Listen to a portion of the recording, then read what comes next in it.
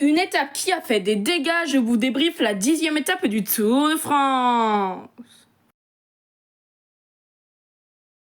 Une grosse échappée s'est formée, mais un homme a été plus fort que tout le monde. Javier Romo.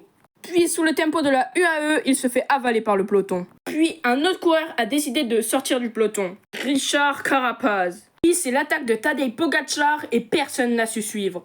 Il revient très vite sur Richard Carapaz et le distance.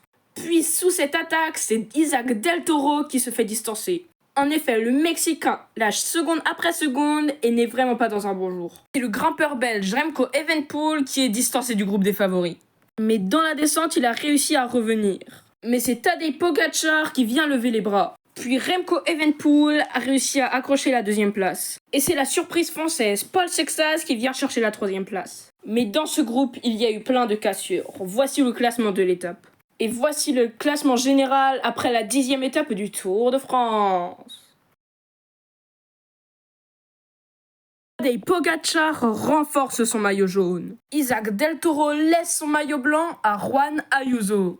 Pogačar garde son maillot à pois, mais il sera toujours sur les épaules de Jonas Vingegaard. Matt Pedersen renforce son maillot vert. Isaac Del Toro est un flop. Il a lâché assez tôt et il n'est pas à hauteur des attentes qu'on avait sur lui. Franchement, c'est dommage. La Red Bull Bora Hansgrohe est aussi un flop.